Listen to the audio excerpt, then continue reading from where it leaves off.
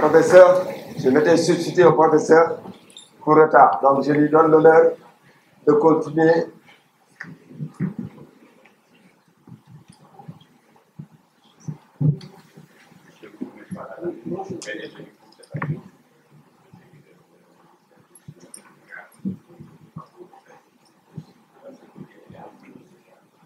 L'assistance. Je vais essayer de prendre le train en marche. Je m'excuse déjà auprès de tout le monde, mais l'institut que je dirige à l'université Cheikh Anta Diop de Dakar, qui est l'IFAS, organisé aujourd'hui une journée dédiée aux femmes. On est dans le mois des femmes. Donc, ils avaient une conférence et je ne pouvais pas rater l'événement dans la mesure où j'étais impliqué. Alors, sans plus tarder, hein, on va démarrer la première conférence qui porte sur l'entrepreneuriat risque ou défi face au contexte actuel, avec comme animateur,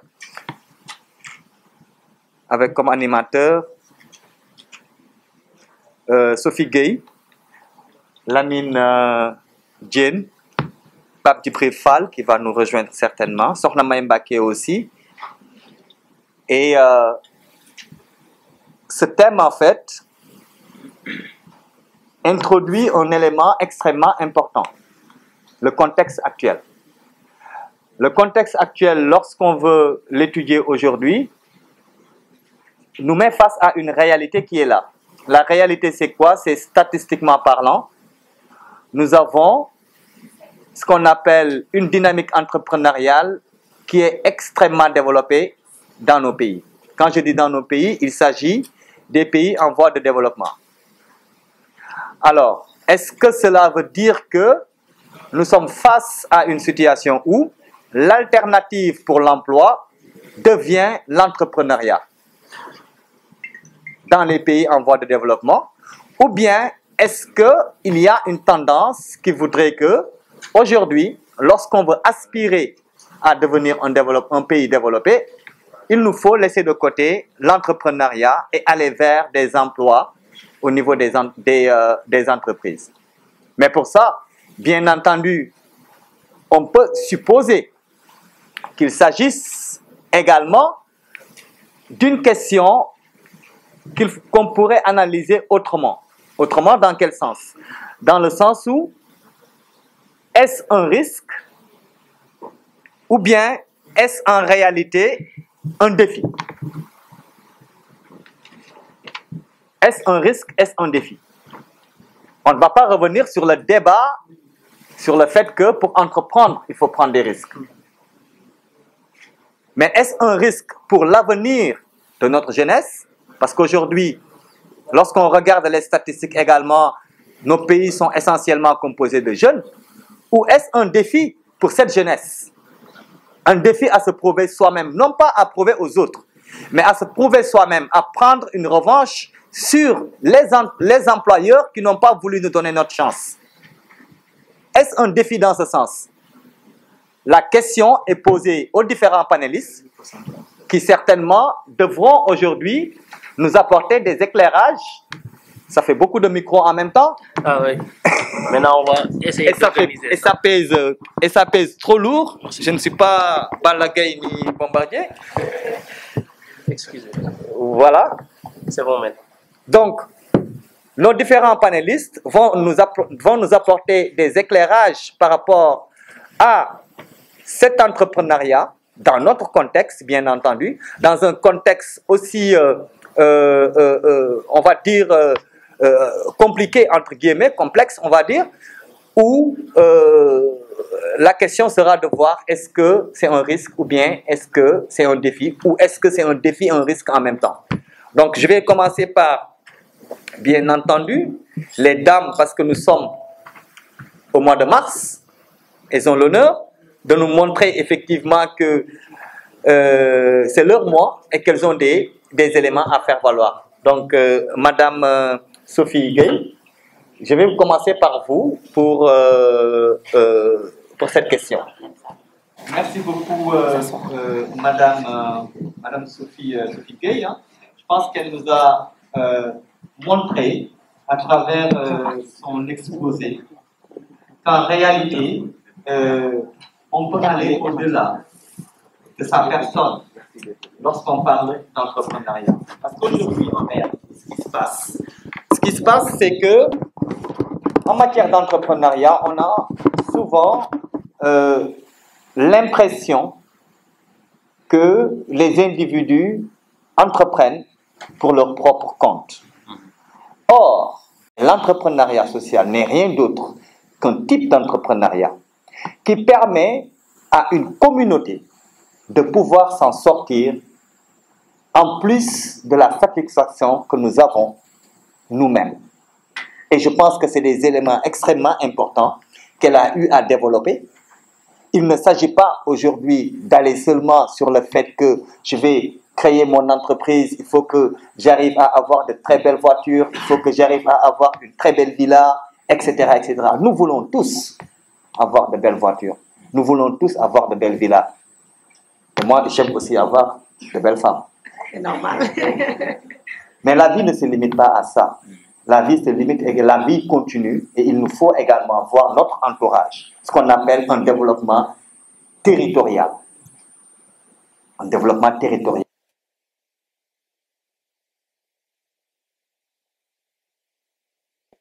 Ça me fait penser à notre regretté marabout, ancien khalife général des Mourides, Feu Serigne Saliou Mbacké. On connaît tous quelqu'un où on en a entendu parler. Ce qu'il est en train de faire, c'est un fait complice, avec des orientations sur plusieurs aspects. Santé, hébergement des enfants. Investir sur l'enfant, c'est investir sur l'avenir du monde. Donc aujourd'hui, son expérience est quelque chose qui mérite d'être approfondi. Mais également, et je vais faire une transition pour donner la parole au président Mohamed Alami Fall.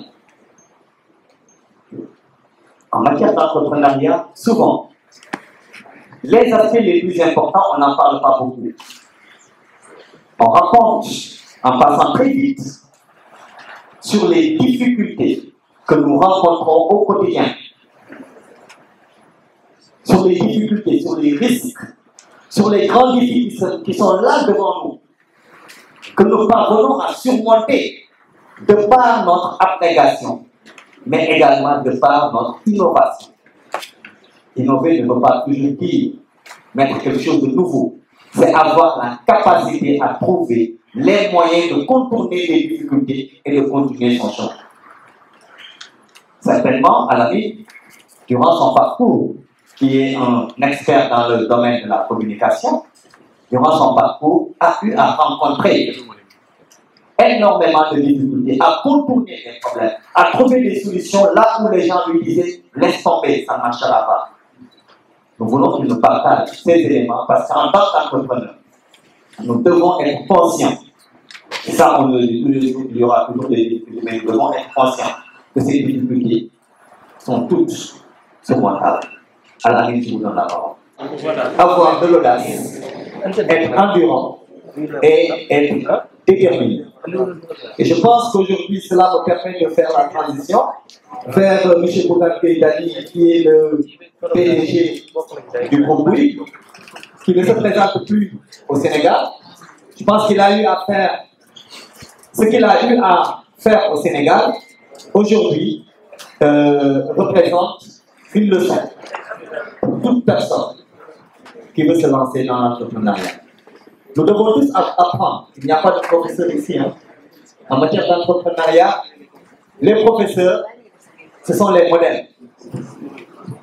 Ce n'est pas un titre qu'on acquiert avec des études.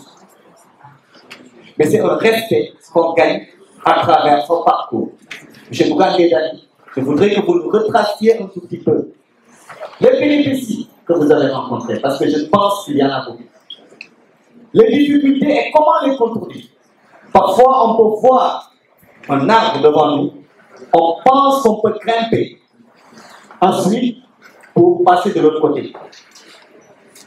Arrivé devant l'arbre, on se rend compte que c'est impossible. Mais on ne peut pas s'arrêter. Il faut continuer. Qu'est-ce qu'on fait? On passe à gauche ou à droite pour le contourner.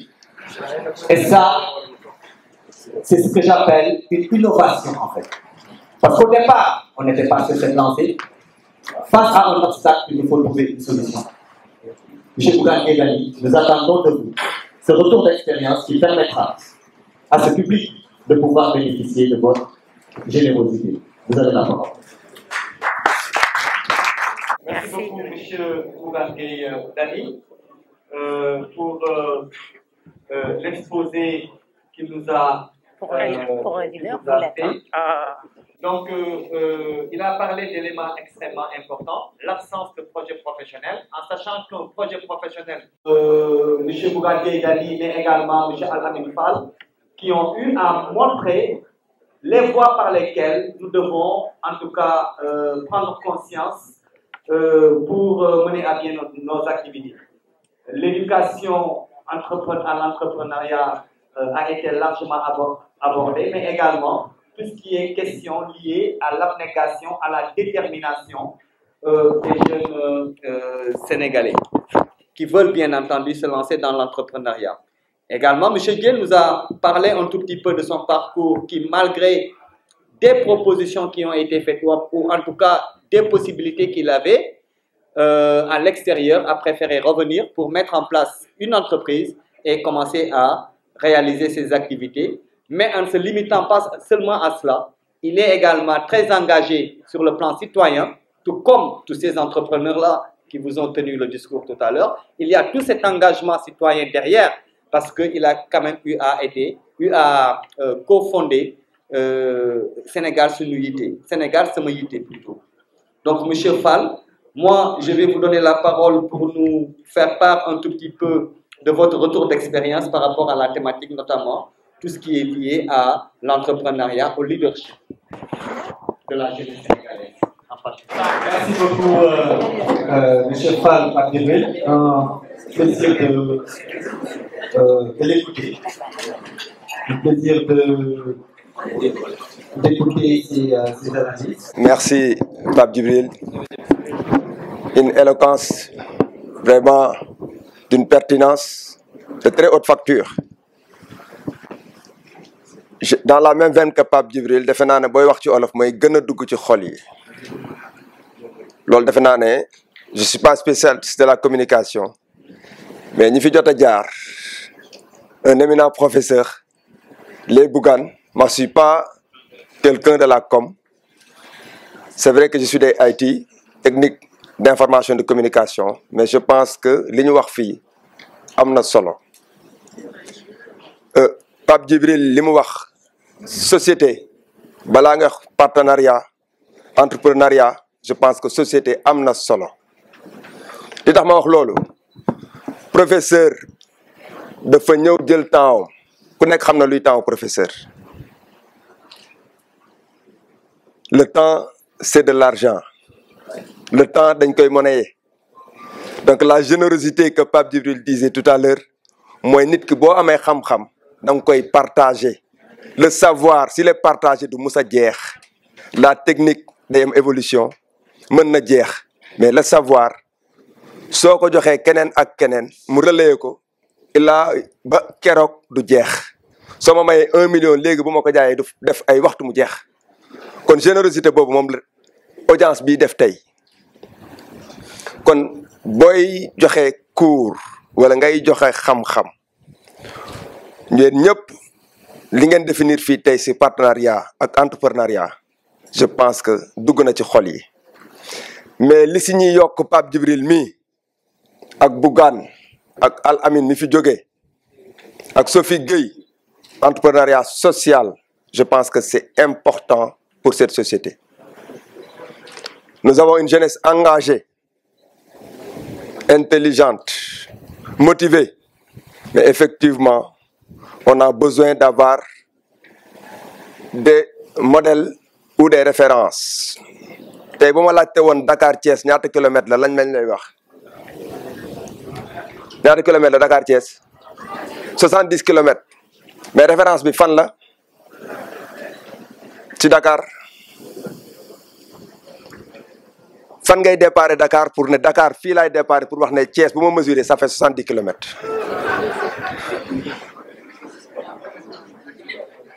c'est le Cap Manuel mooy référence bi defe naa ne moom la ñi toog sànq wax mooy il faut ngeen am référence yi nag génn ñu ci plateau bi kon c'est important pour dire que ñoom boobu ba tey ñu ngi wax mais kenn waxul ci ñoom moo tax ma ne professeur jox ma micro bi balaa ngay tëj ma am loo xam ne dinaa ko batale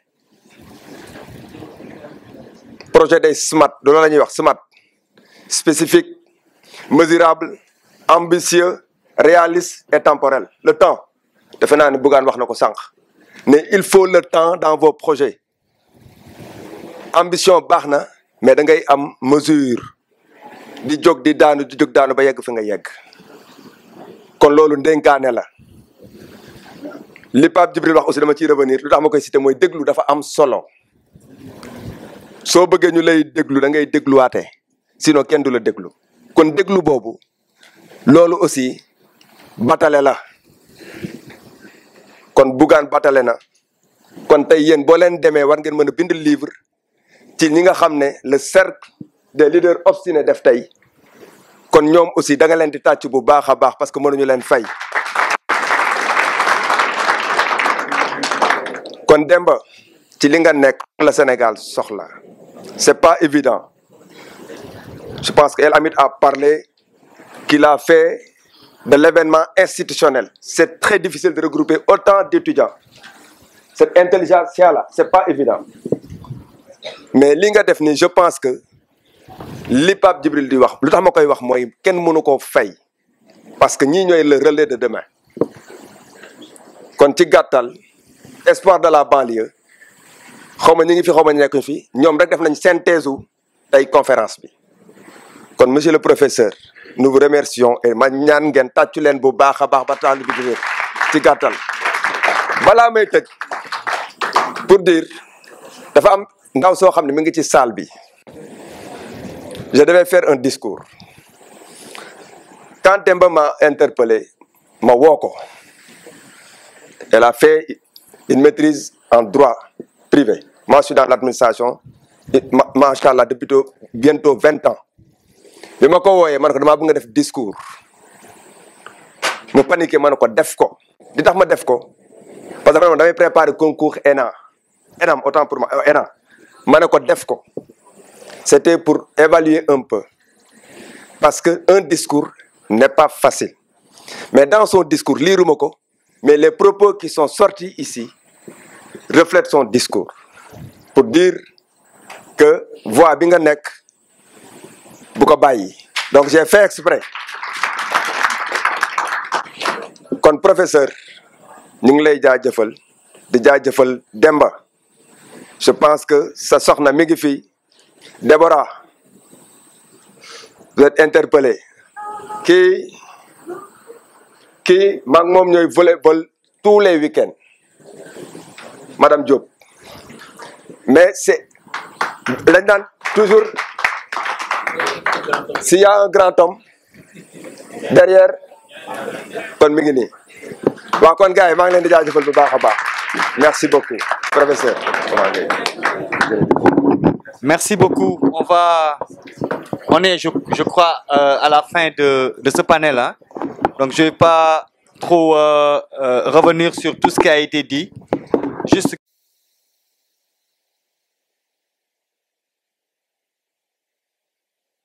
développer nos différentes communautés. Donc il est important, à mon avis, de finir par ce que tout le monde a dit et même celui qui a enfreint toutes les règles en a parlé. Nous devons apprendre à apprendre.